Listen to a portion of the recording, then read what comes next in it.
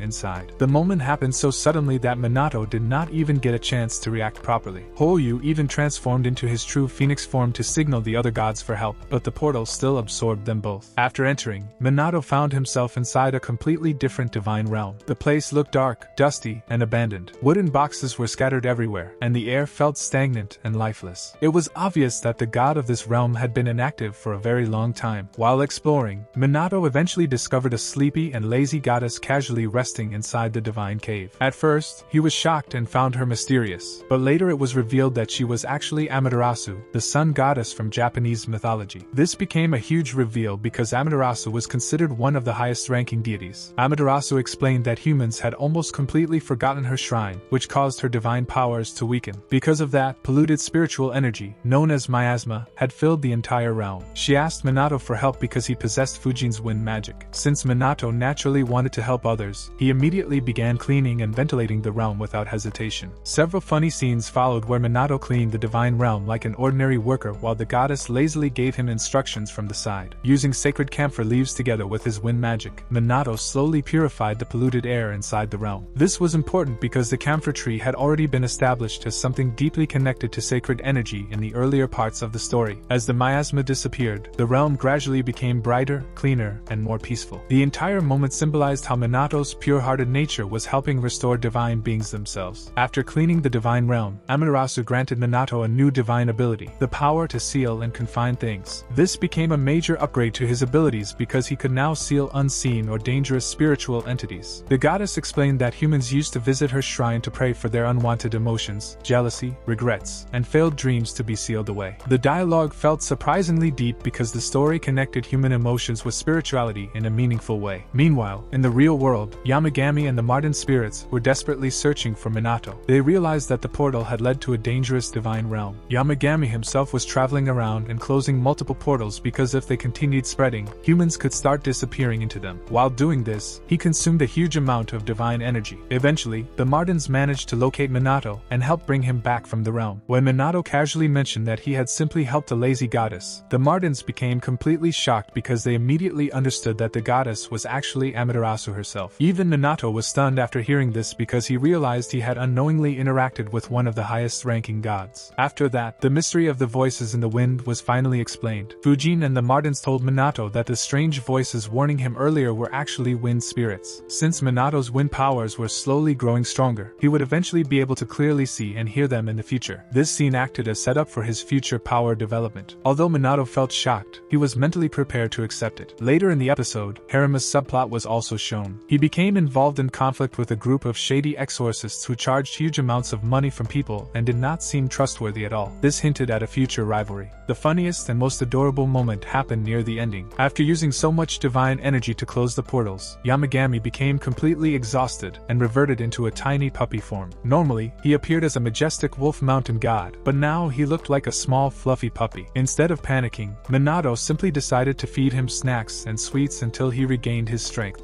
Minato then began practicing the new sealing ability he had received from the goddess. The power allowed him to seal or confine unseen things, and now he wanted to understand how it actually worked. He experimented on different objects, and wondered if he could seal exorcism powers into items that could help Harema during dangerous situations. However, none of his attempts worked properly yet. The important point of this scene was that Minato was no longer just a boy who could see spirits. He was gradually learning how to use true divine abilities. Another funny but important subplot was also revealed. The house that had been put up for sale kept losing buyers because every deal suddenly got cancelled. Minato could not understand why this kept happening. Eventually, it was revealed that Fujin and Raijin were intentionally scaring or confusing potential buyers so Minato would never leave the house. The gods had grown so attached to Minato that they literally made the house impossible to sell. The scene felt both cute and emotional because it showed how much the gods genuinely cared about him, while Minato had also become deeply attached to them. Later, Yamagami sent Minato into the mountains to collect bamboo shoots. Minato assumed it was part of his training. The forest atmosphere looked peaceful, filled with signs of spring and calm background music. Suddenly, a massive bear appeared in front of him. Normally anyone would panic, and Minato was definitely shocked at first, but Yamagami calmly explained that the bear was not dangerous at all. In reality, it was one of Kirin's servants and had come to help collect bamboo shoots. The bear scene carried symbolic meaning. In most anime, bears usually represent danger, but here the story used the bear to show the peaceful relationship between nature and the gods. Seri even translated what the bear was saying because humans naturally could not understand the language of bears. After collecting the bamboo shoots, Minato became confused about what bamboo gathering had to do with training his sealing powers. That was when Yamagami gave him an important lesson. Because of all the recent events, Minato had become mentally stressed and far too serious. The real purpose of the training was actually to help him relax. Yamagami explained that powers could not be controlled properly through force alone. A peaceful state of mind was equally important. After hearing this, Minato finally understood and started focusing on controlling his powers while staying calm and relaxed. After that, a new god was introduced, Ebisu. His entrance was quite funny because he arrived carrying taiyaki and offered snacks to Minato in exchange for using the hot spring. Ebisu felt different from the other gods because he looked far more human-like. His long earlobes and fisherman-style appearance were references to his traditional Japanese god design. However, Ebisu also casually made a very important comment. He noticed that Minato no longer felt like a normal human. That single line stayed deeply in Minato's mind. For the first time, someone openly said that by using divine powers and living among gods, Minato himself was slowly becoming different from an ordinary human. After hearing this, Minato became visibly disturbed and shaken because the realization deeply shocked him. Later, another adorable character appeared, a black fox named Sumuji. Sumuji served a neighboring mountain god. In exchange for Inarizushi, she gifted Minato a golden peach. The fruit clearly did not seem normal and was portrayed with divine or immortal symbolism. Many viewers even interpreted it as a reference to the immortal peaches from Journey to the West. Overall, the story showed that nearly every god and goddess around Minato continued giving him different kinds of divine blessings and powers. Sumuji herself behaved in a playful and cute manner, but even she indirectly noticed the changes happening inside Minato. Once again, the same idea was reinforced. Minato had become so close to the gods that the line between his humanity and divinity was slowly starting to blur. Little by little, he was becoming different from normal humans. The most emotional moment moment came when Minato directly asked Yamagami, "Will I still be able to die as a human in the end?" That line revealed Minato's deepest fear. He was terrified that because of the gods and divine powers surrounding him, he might eventually stop being human completely. Yamagami calmly promised him that he would remain human in the end. The conversation was short, but it felt extremely emotional because Yamagami normally acted goofy and relaxed. This time, however, he showed a genuinely protective and caring side because he understood how pressured Minato had become. After that, Yamagami hinted that the secret behind Minato's sealing powers might actually be connected to his past. This caused Minato to remember the very first spirit he had seen as a child, the Zashiki Warashi. The final scene acted as setup for the next part of the story and suggested that Minato's childhood memories would become extremely important later on. Earlier flashback scenes had already shown that young Minato was never truly lonely because invisible spirits and yokai were always around him. Even back then, his spiritual energy had been abnormal. Yamagami slowly started realizing that Minato's connection with the spiritual world was very different from ordinary humans. Since childhood, Minato had been able to indirectly see yokai and spirits, even if he did not fully understand it at the time. When he was 5 years old, a Zashiki Warashi spirit lived in his house and treated him almost like an older sibling. This explained why Minato naturally felt comfortable around spirits and divine beings. Later, the story shifted toward the exorcist organization side. Several new exorcists were introduced, including a female swordswoman in a red outfit who immediately caught the attention of many viewers. Harema's relatives and several other exorcists continued discussing Minato's mysterious powers. By this point, almost everyone had started believing that Minato was far from being an ordinary human. Meanwhile, Minato had finally started understanding the basics of his sealing ability. He practiced storing spiritual power inside objects so that Harema could eventually use those powers during exorcisms. However, the biggest problem was that Minato himself still did not understand the true source of his abilities. Because he had spent so much time surrounded by divine beings and sacred energy, he was slowly starting to become something closer to a kami-like existence. Later, Harema appeared again. Normally, he only visited Minato when he needed help with exorcism-related problems, but this time his shoulders and body were filled with stress and pain. Then Fujin and Raijin, the small thunder gods, decided to prank him and accidentally shocked him with electricity. The scene became pure comedy as Harema ended up looking completely burned and panicked. Afterward, Minato and Yamagami went out together for shopping and a small outing. While returning home, they suddenly got pulled into a strange black hole-like space that resembled a deep cave. Inside, they discovered a mysterious weapon completely covered in evil spiritual energy. Minato quickly used his talismans to purify it. The moment the purification succeeded, the weapon suddenly disappeared, and the cave itself started collapsing. Minato and Yamagami immediately escaped from the place before it was destroyed. When they came out, they found themselves near the location where Harema and several exorcists were already investigating. Minato casually greeted everyone and then quietly returned home as if nothing unusual had happened. Meanwhile, some senior exorcists connected to Harema discussed how Minato's handwriting itself contained purification power. It was revealed that an experienced elder had been the first person to notice that even Minato's casual writing could erase cursed energy. That was the real reason Harema valued Minato's handwritten talismans so much. The middle part of the story remained mostly slice of life and comedic. The gods relaxed around Minato's garden and secretly continued protecting him. Minato returned home from the market and complained that he honestly felt like he was going to die because the summer heat had become unbelievably intense lately. He then mentioned that the garden always felt pleasant because it had already turned into a kami realm filled with divine energy. Suddenly, Yamagami stood up and said that he wanted to make the garden even more comfortable. Minato looked confused and immediately replied that maybe he should not do that. He warned Yamagami that if he kept overusing his powers, he would turn back into his tiny fluffy form again. Yamagami casually told him not to worry. After that, he used his divine powers to make the garden even more beautiful and peaceful. Minato watched in amazement as a stream of water began flowing naturally through the garden. Seeing the moving water instantly made him feel calm and relaxed. The entire atmosphere of the garden changed, becoming brighter and far more joyful. However, Yamagami still was not satisfied. He suddenly said that the garden needed something more. Minato honestly felt the place already looked perfect, but Yamagami insisted that it needed a bridge as well. Even though Minato tried stopping him, Yamagami ignored the warning and created a beautiful waterfall using his powers. Minato became extremely happy after seeing it because the garden looked even more magical and attractive now. At this point, the garden had completely transformed into a divine place where different gods casually visited and lived together. But because Yamagami had used too much divine energy again, he suddenly shrank back into his tiny fluffy form. The Marden spirits immediately started scolding him. They complained that they had warned him many times not to overuse his powers because he always ended up in that pathetic tiny state afterward. They even joked that he had become smaller than them. Yamagami simply brushed it off and proudly declared that none of it mattered because because the garden looked more elegant than ever now. Minato then asked Yamagami why he was so obsessed with renovating the garden. Yamagami calmly explained that it was simply his hobby and that he wanted to adjust the garden according to each season. Minato pointed out that Yamagami neglected his own mountain while spending all his energy decorating the garden instead. Yamagami replied that true natural beauty came from leaving nature untouched. Minato understood his point, but he still worried because staying in such a tiny form would clearly be inconvenient for him. He suggested that they should eventually help Yamagami recover his normal condition, although there was no need to rush. Later, the dragon and the Marten spirits began enjoying the waterfall together. Then a shocking moment suddenly happened. Fish started swimming upward through the water and flying into the sky. Everyone became stunned, especially Minato, because he had never seen anything like it before. Right after that, dark clouds spread across the sky, and another dragon appeared from within them. It turned out to be a friend of the dragon who had appeared earlier. The new dragon had brought many gifts for Minato, including large amounts of sweets and even Chinese tea. The Marten spirits reacted excitedly after seeing all the treats. Minato quickly told Yamagami to eat the sweets so he could hopefully return to his normal size again. Yamagami accepted the sweets without hesitation and happily started eating them. However, even after eating everything, he still did not return to his original form. The scene was presented in a cute and comedic way when Minato casually asked, "Why aren't you turning back to normal size?" Although Minato asked innocently, the hidden meaning behind the scene felt important. The audience could clearly sense that Yamagami was gradually becoming weaker from constantly overusing his powers. However, as usual, Yamagami avoided giving a serious answer and simply turned the situation into a joke. Later, Minato and Yamagami went out together for a market outing. Suddenly, a strange light spread around Minato and started pulling him toward a certain direction. Before Minato could react properly, Yamagami quickly stepped in front of him and stopped the force. Right after that, another important character appeared, Tenko. It was revealed that Tenko was the one pulling Minato toward him. The moment Tenko arrived, the atmosphere instantly became tense. He started teasing Yamagami and implied that Yamagami had become far too attached to humans, especially Minato. Yamagami became irritated and acted as if Tenko had no right to interfere in the matter. Although their conversation sounded casual on the surface, it actually carried a serious warning. Tenko indirectly hinted that becoming too connected to Minato could become dangerous in the future. Meanwhile, Minato could not fully understand the hidden meaning behind their words. His personality was naturally calm, so instead of panicking around supernatural situations, he treated everything normally. That gentle attitude was exactly why so many gods had become attached to him. After that, the story returned to its cozy atmosphere with scenes involving food, offerings, and sweets. Yamagami and the other gods became excited whenever snacks appeared. Whenever Minato prepared offerings for them, the gods looked genuinely happy. These moments showed that Minato respected the gods sincerely without any selfish motives, which was why divine beings treated him so warmly in return. At the same time, Tsunade and Yamagami kept arguing with each other in a way that almost resembled an elderly married couple. They constantly provoked one another and exchanged sarcastic remarks, making the entire scene feel intentionally comedic. Their chemistry quickly became one of the most entertaining parts of the episode. However, beneath the comedy, a darker side of the story slowly began to appear. Some suspicious exorcists secretly started showing interest in Minato's failed talismans and charms. They clearly did not seem like normal exorcists. From their behavior and the way they spoke, it became obvious that they wanted to misuse Minato's powers for their own benefit. These were actually the same mysterious people who had secretly watched and listened earlier when Minato first met some of the new exorcist members. One of the suspicious exorcists roughly explained that if even Minato's failed items contained such incredible power, then the original talismans must be unimaginably stronger.